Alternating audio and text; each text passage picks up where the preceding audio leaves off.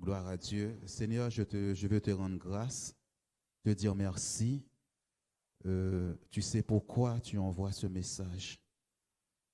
Tu parles tantôt d'une manière, tantôt d'une autre. Je te prie ce matin de disposer nos cœurs, que nous soyons vigilants dans ce monde. Aide-nous à comprendre ta parole, car elle est déjà bénie. Merci encore pour ta sainte présence dans ces lieux. Merci de me conduire, que je sois vraiment dirigé par le Saint-Esprit. J'ai besoin, utilise-moi ce matin, afin que le nom de Jésus-Christ soit glorifié. Amen. Gloire à Dieu, louange à notre Dieu. La sœur Jennifer est toujours en Haïti. Gloire à Dieu, que Dieu la bénisse là où elle est, que Dieu la protège là-bas. Amen. Le titre du message ce matin, de quel esprit es-tu animé, de l'Esprit de Dieu, ou bien de quel esprit suis-je animé? Amen, gloire à Dieu. Vous savez, lorsque Jésus était avec ses disciples, il prêchait, mais souvent aussi, il avertissait, il leur disait de faire attention. Et je pense qu'en ce moment, Dieu est en train de nous dire de faire attention, soyez vigilants, selon le message qu'il avait donné il y a 15 jours. Nous savons que le dimanche dernier, c'était le baptême. Et Dieu te dit de faire attention. En cette fin d'année, de faire attention, chacun de nous. Et la seule chose qui peut nous garder, c'est la parole de Dieu.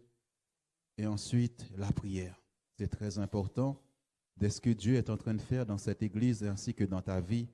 Faire attention. Gloire à Dieu. Je crois que c'est dans 1 Corinthiens chapitre 2, verset 12. De quel esprit suis-je animé?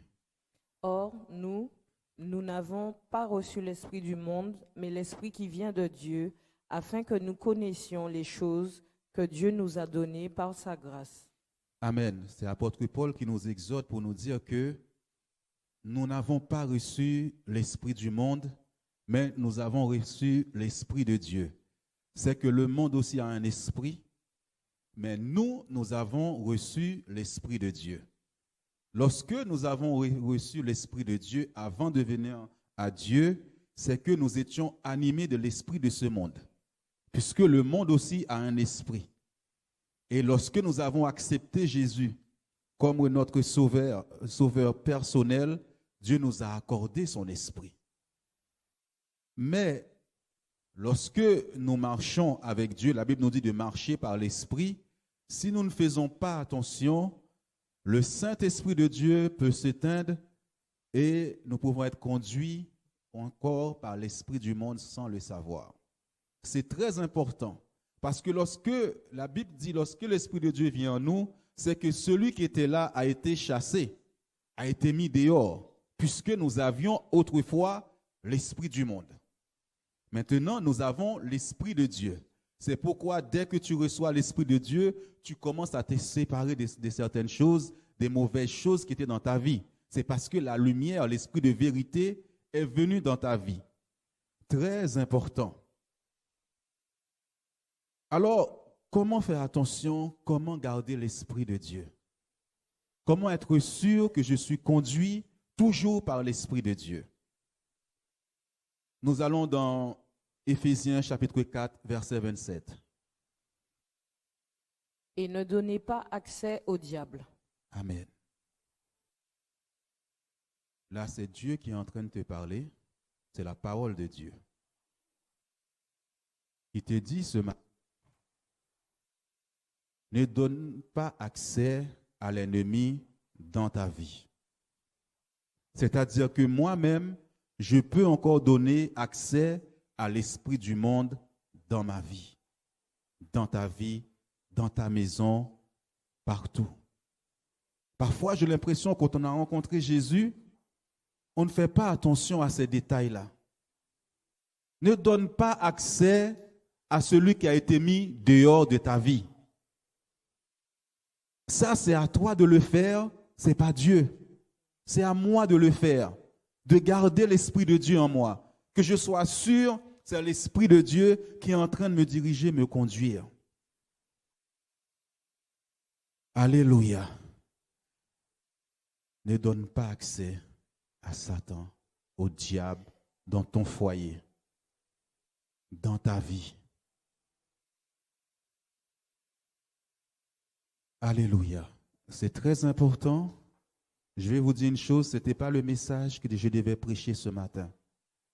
Le message que je pensais que j'allais apporter ce matin, le titre c'était Des voix se lèveront.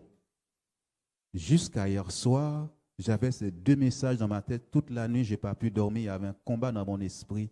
Jusqu'à vers 3 heures du matin, j'ai senti que c'est ce message-là que je dois apporter à l'église. De quoi es-tu animé? Ne donne pas accès à l'ennemi. Ne donne pas accès à l'esprit du monde dans ta vie.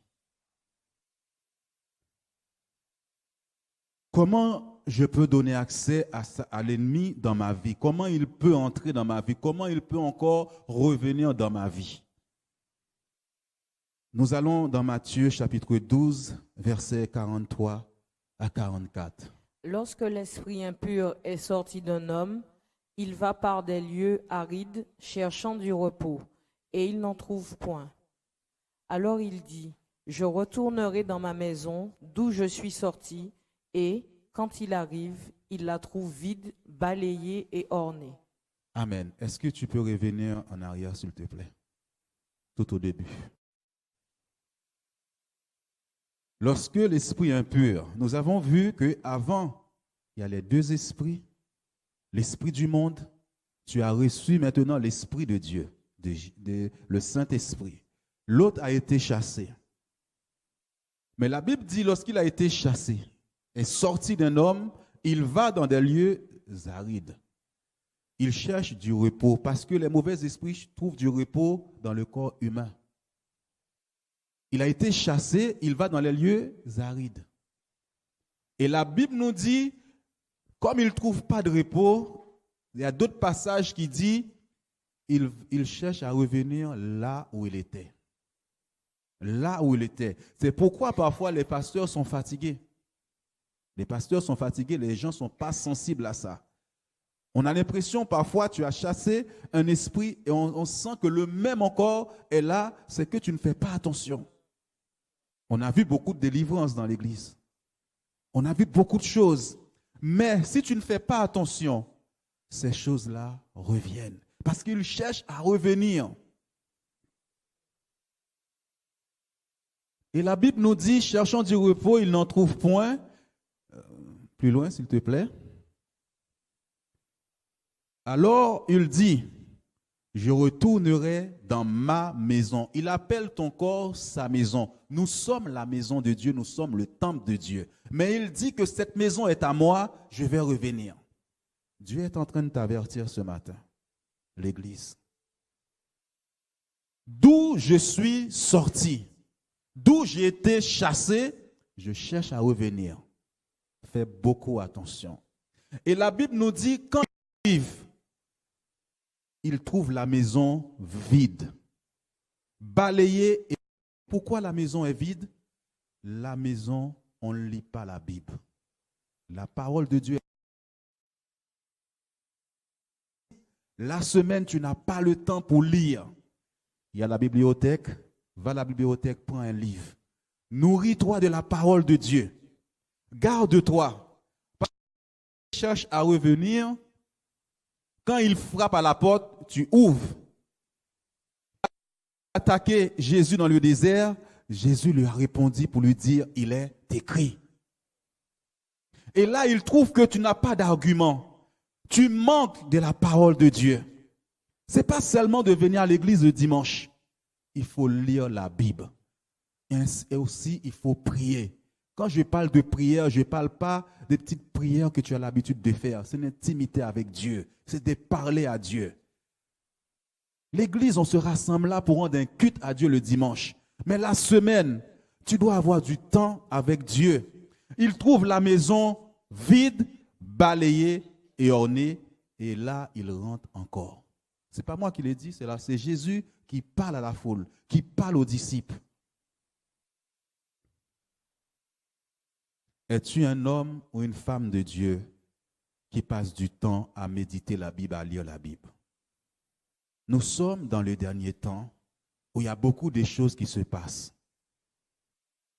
Comme je dis souvent, ce n'est pas parce que vous voyez, il y a des bonnes églises de 1000 membres, 5000 membres, gloire à Dieu, mais il y a beaucoup de bruit aussi dans des endroits où il n'y a pas Dieu, il n'y a pas l'Esprit de Dieu. C'est très important que tu lises la Bible, que tu pries à la maison, que tu cherches à faire la volonté de Dieu. Parce qu'au moment qu'il va revenir, tu ne sauras même pas qu'il est revenu.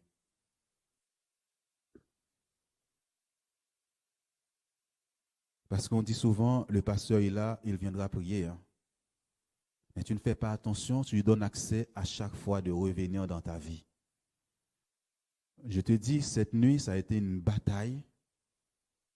Une bataille pour que je puisse venir libérer cette parole à l'église. Dans 1 Jean, chapitre 4, au verset 1er. L'épître de Jean. Bien-aimés, n'ajoutez pas foi à tout esprit, mais éprouvez les esprits pour savoir s'ils sont de Dieu, car plusieurs faux prophètes sont venus dans le monde. Amen. Là, on rentre dans les domaines de discernement. Un bon chrétien qui est sensible à ces choses-là. Il y a des moments où Satan déploie des mauvais esprits. Et si tu ne fais pas attention, tu es en face des gens qui ne sont pas animés de l'Esprit de Dieu. Et il dit, n'ajoutez pas foi à tout esprit. On parle des chrétiens, hein? On parle des gens convertis, des gens qui vont à l'église, mais qui n'ont pas l'Esprit de Dieu. Mais il dit, mais éprouvez les esprits pour savoir si ces gens-là ont l'Esprit de Dieu. Parce qu'à un moment donné, tu vas sonder des choses, tu vas dire, c'est pas possible que nous soyons des chrétiens, que nous ayons un comportement qui n'est pas digne de la gloire de Dieu. Quand l'Esprit de Dieu est là, on va sentir c'est l'Esprit de Dieu. Il y a tellement de faux prophètes qui sont venus dans le monde. Aujourd'hui, on veut entendre des bonnes paroles. Tu es béni, tu vas te marier, mais tu es déjà béni. Dieu t'a déjà béni. Dieu t'a déjà fait grâce. Je n'ai pas besoin de te dire ça. Dieu t'a déjà fait grâce. Ça veut dire que nous sommes sauvés par grâce. Tu es déjà béni. Dieu t'a déjà béni. Alors, lorsque nous sommes sauvés, on doit se dire la vérité. La parole de Dieu. Éprouve les esprits. De quel esprit cette personne qui est en face de moi est animée?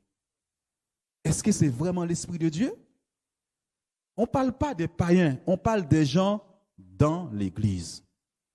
Par expérience, beaucoup l'ennemi avait placé sur mon chemin pour me détourner de la foi, pour me détourner de mon chemin qui est chrétien, mais qui n'avait pas l'Esprit de Dieu.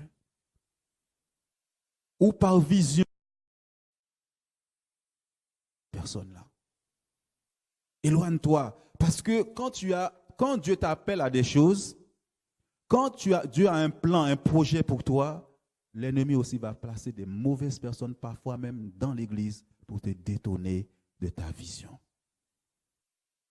Parfois, il faut sonder, parce qu'il y a un comportement, tu vas dire, ça ne peut pas venir de l'Esprit de Dieu. N'ajoute pas foi à tout esprit que tu vois. Sache avec qui tu pries, avec qui je vais prier, avec qui je fais des choses. C'est très important. Tu peux être piégé par ça parce que tu n'es pas connecté à la source, Jésus-Christ, la parole de Dieu et la prière. Regardez, lorsque nous sommes arrivés dans cette salle, vous vous rappelez ce qui s'était passé? Une personne qui me disait qu'elle était chrétienne. Tous les coups qu'il nous a fait. Moi, j'étais au départ avec des jeunes pasteurs où j'étais. On disait futur pasteur, mais qui faisait travailler les gens, mais qui ne payait pas les gens. qui était artisan. Les gens venaient le menacer à l'église. Est-ce que c'est normal? Ça, ce n'est pas l'esprit de Dieu. Un esprit de Dieu ne pense pas à escroquer les gens, à voler les gens. Et on va dire, pasteur, on va dire ça. Non, ça, ce n'est pas l'esprit de Dieu. Dieu te dit de faire attention. Ça peut être quelqu'un que tu aimes beaucoup, que tu aimes bien, mais qui n'est pas animé de cet esprit. Gloire à Dieu. On ne parle pas du monde, on parle de l'Église. Fais attention. Fais attention. Le plus important, c'est d'être connecté à Jésus-Christ. Tu dois te réfugier en lui. Depuis quelque temps, Dieu est en train de nous dire ça. J'ai des choses à te montrer. J'ai des choses à te dire. J'ai des grandes choses pour toi. Mais tu préfères écouter la voix des gens, des faux prophètes qui te disent tu vas t'enrichir. Si tu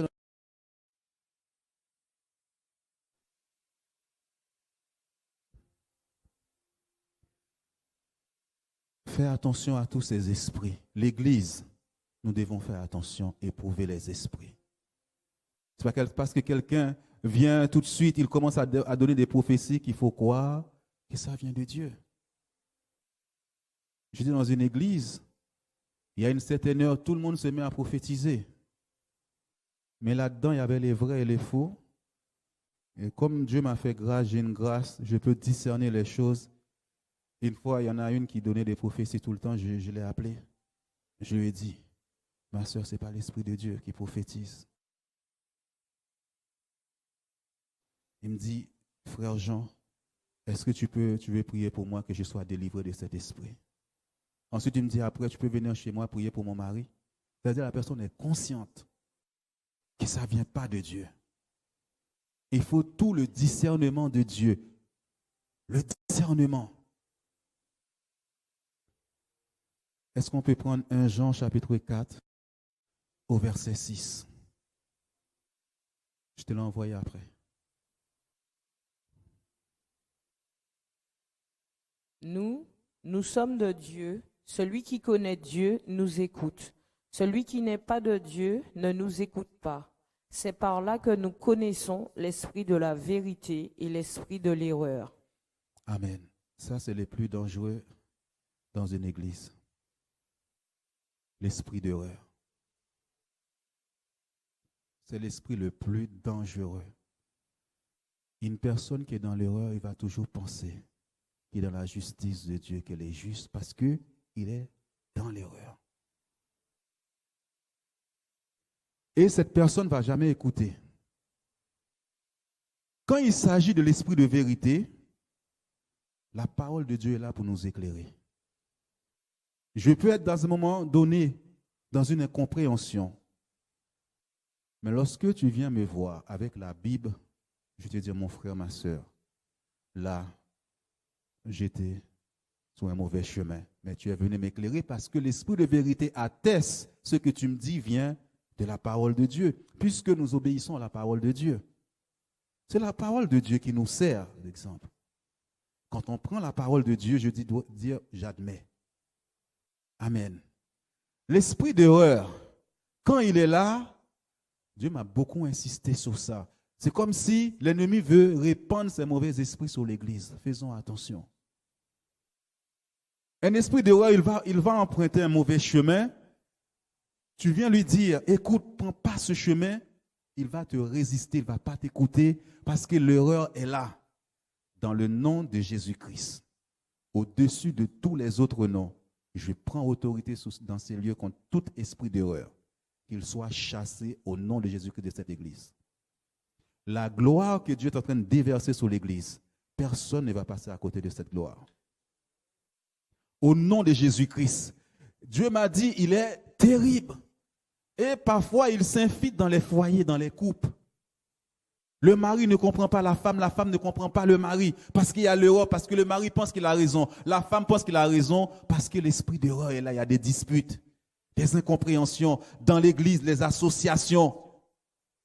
Et cet esprit divise. Cet esprit détruit, ne donne pas accès à ces mauvaises choses dans ta vie. La chose peut être rouge, toi tu vas dire qu'elle est noire. Parce qu'il y a l'esprit d'erreur.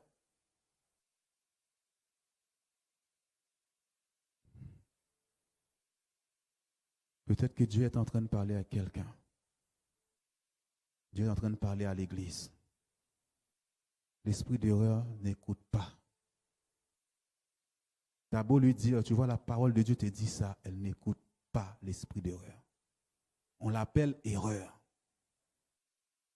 Et ça a résonné dans ma tête, l'esprit d'erreur. L'esprit d'erreur, quand le pasteur même vient te voir et te dit, fais attention là, tu n'écoutes pas. Ne le permets pas de revenir. Il a été chassé déjà, au nom de Jésus-Christ. Et lui, il te conduit sur le mauvais chemin. Parce qu'à un moment donné, puisque tu n'écoutes pas, la Bible dit Dieu cherche l'obéissance. L'obéissance vaut mieux que tous les sacrifices.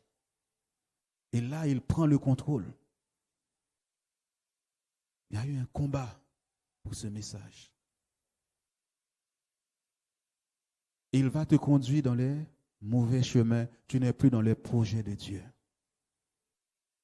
Je dis, je répète, cet esprit détruit les couples, les foyers, les jeunes mariés. Faisons attention. Ne donnez pas accès au diable, la Bible nous dit. Ne laisse pas. Si la personne a raison, tu as raison. Tu as mal fait. Dis-lui, dans l'amour de Dieu, tu as mal fait.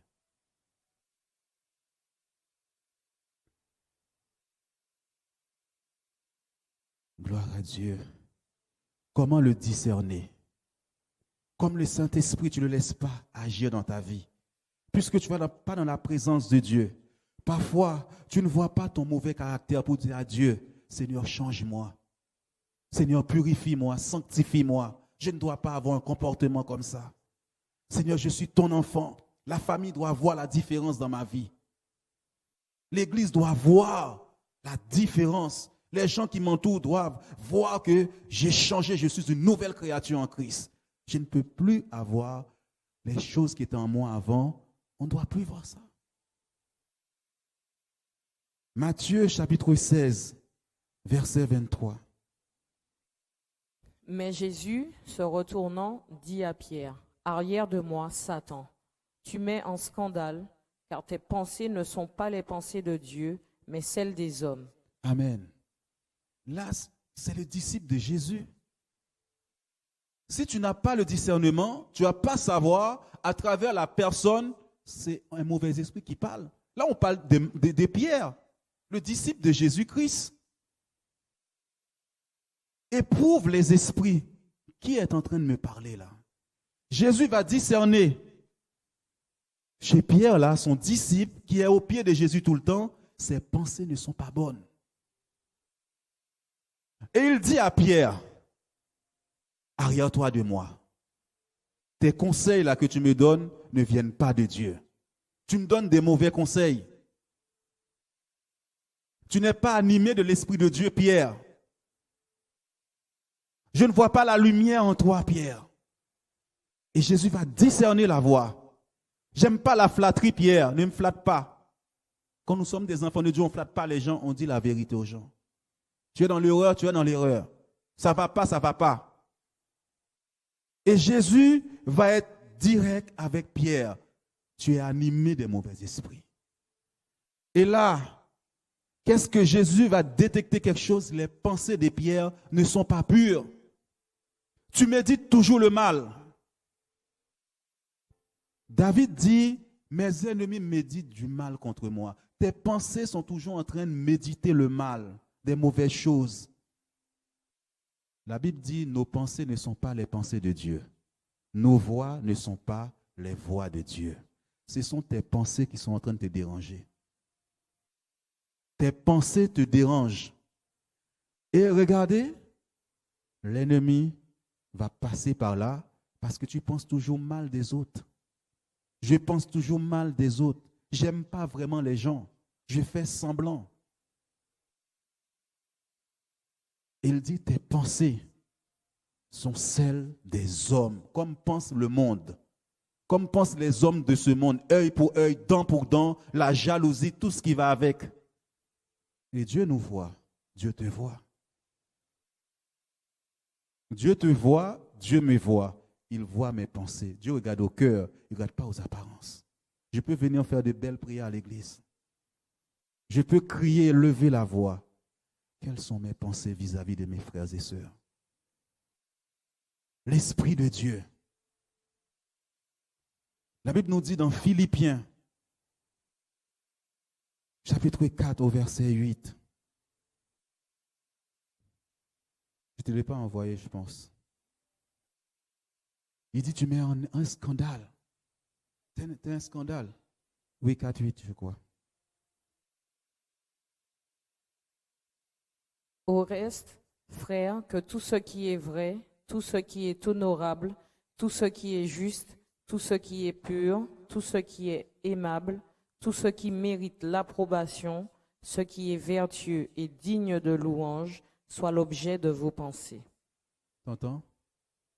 Tout ce qui est vrai. Ça, c'est après avoir prié. Je vais prier alors que j'ai des mauvaises pensées. Il dit, voilà comment mes pensées doivent être vraies, justes et pures devant Dieu. Ce qui est aimable, tout ce qui mérite l'approbation, ce qui est vertueux d'une des louanges, soit l'objet de mes pensées. Et là, je ne donne pas accès à l'ennemi. Je dois dire, Seigneur, purifie mes pensées. Sanctifie mes pensées, ça ne va pas. Je pense trop au mal. Je hais les gens. Dès que j'ai un problème avec quelqu'un, ça ne va pas. Je déteste la personne. Seigneur, purifie mes pensées. Je ne vais pas donner accès à ces choses dans ma vie. Quel est l'objet de tes pensées actuellement? Est-ce que tes pensées sont vraies? Est-ce que je suis hypocrite? Est-ce que je marche dans la vérité?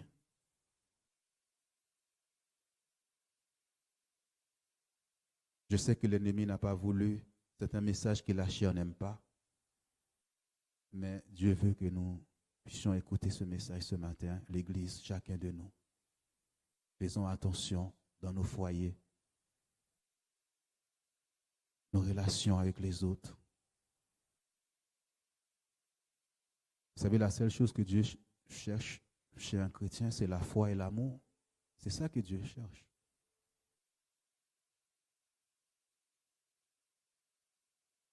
Luc, chapitre 9, versets 53 à 56.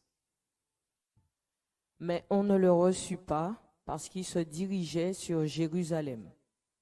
Les disciples Jacques et Jean, voyant cela, dirent, « Seigneur, veux-tu que nous commandions que le feu descende du ciel et les consume ?» Jésus se tourna vers eux et les réprimanda, disant, « Vous ne savez de quel esprit vous êtes animés. Car le Fils de l'homme est venu, non pour perdre les âmes des hommes, mais pour les sauver. » Et ils allèrent dans un autre bourg. Amen. Jésus est avec les disciples, des gens de prière. Quand on dit disciples, ça veut dire discipline. Ce n'est pas la foule. Des gens qui connaissent un peu mieux Jésus-Christ, qui connaissent mieux la parole de Dieu. Et là, la Bible dit que Jésus arrive dans un endroit où on ne le reçoit pas. Et ses disciples ont dit, je vais commander que ces gens-là meurent, que le feu descende. Tu as un problème avec quelqu'un. Et là, dans ta tête, tu souhaites la mort de cette personne. Celui ou celle que tu disais, c'est mon frère, c'est ma soeur. Et là, tu vas prendre ton téléphone, tu vas appeler partout pour dénigrer cette personne. Ça ne se fait pas. Où est l'amour de Dieu? Où est le Saint-Esprit dans tout ça? Est-ce que tu peux revenir en arrière, s'il te plaît? Mais on ne le reçut pas parce qu'il se dirigeait sur Jérusalem. Lorsque nous ne sommes pas d'accord, je ne suis pas d'accord avec toi, je ne suis pas d'accord avec Claude, je ne suis pas d'accord avec Sœur Valérie, je ne suis pas d'accord avec Sœur Mercha. Et alors que tu ne t'attendais pas à ça, je m'attendais, je reprends Inosia. Jacques et Jean, c'était les disciples qui étaient les plus proches de Jésus-Christ. Et là, regardez la pensée. Seigneur, veux-tu que nous commandions que le feu descende du ciel et tue ces gens? Parce qu'ils ne sont pas d'accord. Je ne suis pas d'accord avec toi, tu dois mourir. J'attends même ta chute. Quelle est tes pensées? J'attends qu'il t'arrive quelque chose. Et ça passe dans ma tête. Que nous commandions que le feu descende du ciel. Et Jésus va les regarder et dire, mais de quel esprit vous êtes animé? C'est quoi cet esprit?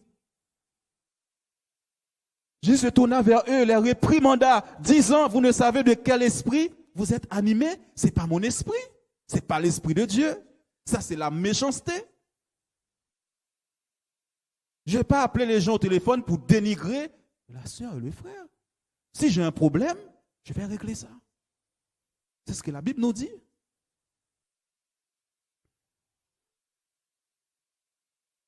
Je crois qu'il y a un passage qui dit, là on n'enseigne pas ces choses-là, les serviteurs de Dieu, parfois ils ne disent pas ça. Il dit, au moment que tu fais ton offrande là, tu apportes l'argent là, là on va te dire, apporte, tu seras béni. Si tu ne donnes pas, tu ne seras pas béni. Mais ne te disent pas aussi, avant ton offrande là, laisse ton offrande là. Laisse. Dieu n'a rien à faire avec ton offrande. Si tu as un problème avec quelqu'un, va régler ça.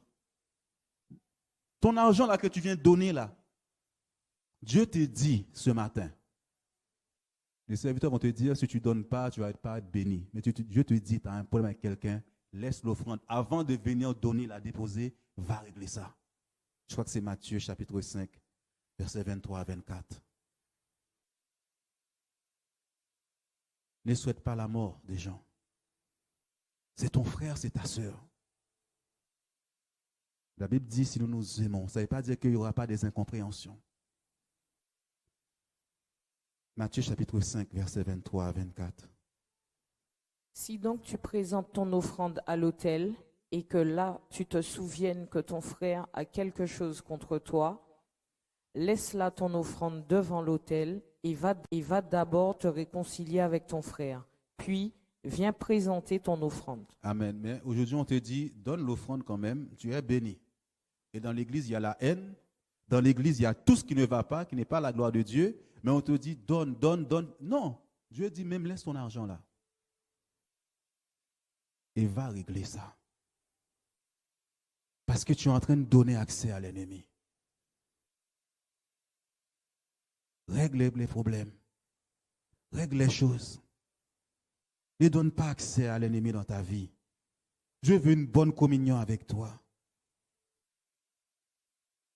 Parce que l'ennemi, c'est subtil, tu ne le vois pas arriver. Lui, son domaine, c'est la haine, c'est la division, c'est la méchanceté, c'est tout ce qui va avec. Mais le Saint-Esprit de Dieu, ce n'est pas ça. Comment je règle les problèmes? Comment je fais avec mes frères et sœurs? À moins que la personne ne veuille plus m'écouter. Mais le plus important, c'est quand tu viens me dire, Jean, tu as fait ça. Je dis, excuse-moi, je n'avais pas vu ça comme ça, je te demande pardon. La voie de Dieu, c'est le pardon. Le pardon, quel que soit. Le pardon, quel que soit. Ce n'est pas le titre. Dieu ne cherche pas le titre, ton argent. Laisse ton argent là. Dieu veut que tu aies une bonne communion avec lui. Dieu veut que tu aies des pensées pures. L'ennemi est en train d'attaquer l'église avec ces choses. C'est comme ça que j'ai vu cette vision cette nuit. Il va répandre ces choses sur l'église. Et si tu ne fais pas attention, tu vas tomber dans ce piège-là. Les couples, faisons attention à ça. Ça divise un foyer, ça divise les relations, ça détruit les relations. Les associations, faites attention. Galates chapitre 5 au verset 22.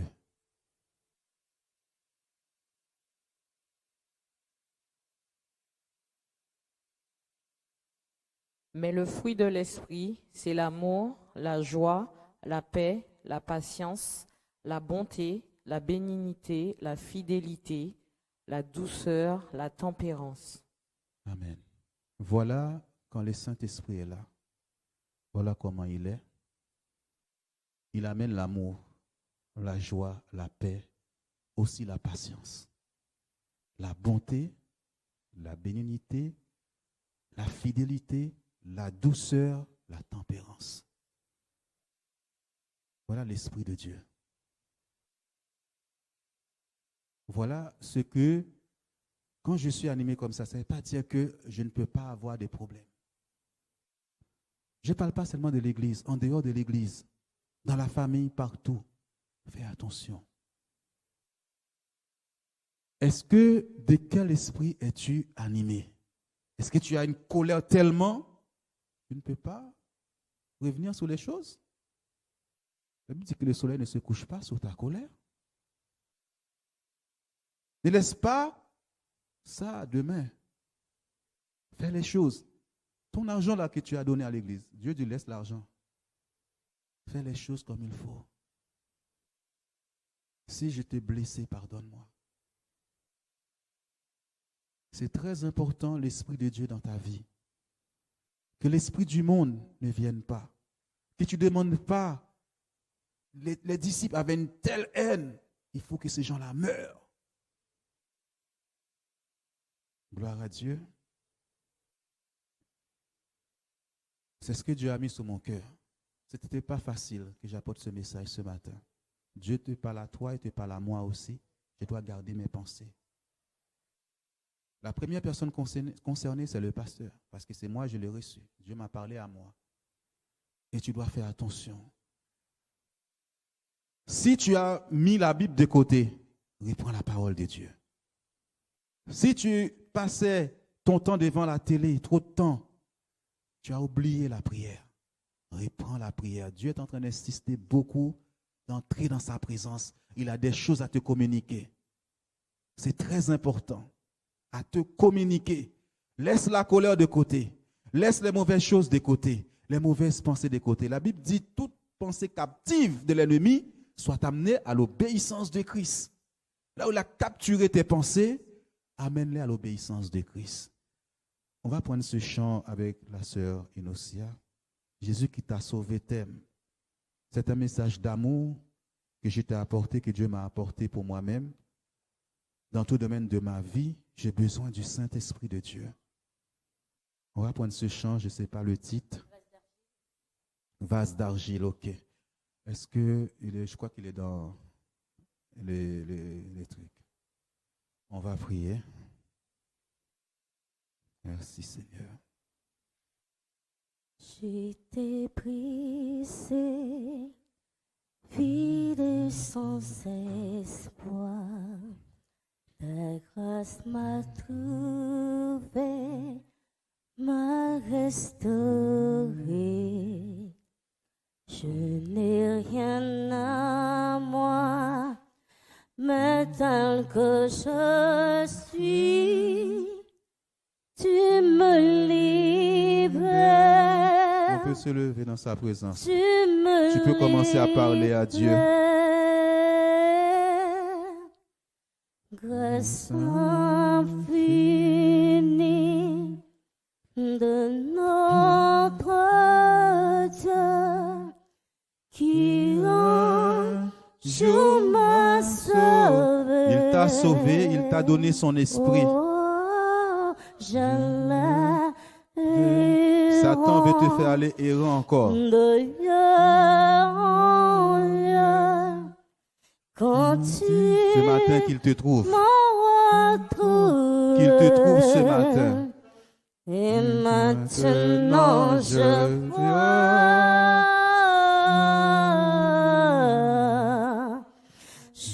vois l'amour, la grâce dans tes yeux, donnant ta vie pour moi, me ramenant de la mort à la vie. Tu prends nos échecs, tu prends nos faiblesses, tu places ton trésor dans des vastes archives. Oh, prends mon cœur, Père, je veux te servir pour que tout soit ta vie en moi. Que ça finisse de notre Dieu qui a chemin sauvé. Oh, oh, j'allais errant de lieu en lieu quand tu m'as retrouvé. Et maintenant je vois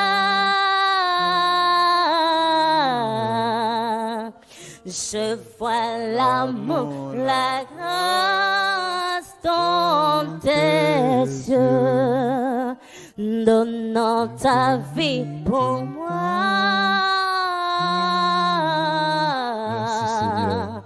moi, me ramenant de la mort à la vie. Merci, Seigneur. Est-ce que tu peux parler à Dieu 2-3 secondes?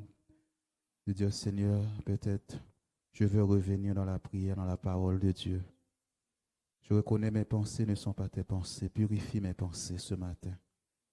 Sanctifie mes pensées. Seigneur, toute pensée captive soit amenée à l'obéissance à toi maintenant. Je ne veux pas donner accès à l'ennemi dans ma vie. Je ne veux pas donner accès. Je veux l'Esprit de Dieu qui est la paix, la joie, l'amour, la patience, la bonté, la tempérance, la fidélité. Seigneur, j'ai besoin de toi ce matin. J'ai besoin de toi ce matin. Si j'ai des choses à faire, je veux t'obéir. Je veux t'obéir. Je ne vais pas garder mon orgueil. Je vais mettre mon orgueil de côté parce que tu résistes aux orgueilleux, mais tu fais grâce aux humbles. Ce matin, Seigneur, je pardonne dans mon cœur. Ce matin, je veux aimer comme toi, tu m'as demandé à aimer. Seigneur, je chasse ces esprits de ma vie, de ma maison, de l'église, au nom de Jésus-Christ.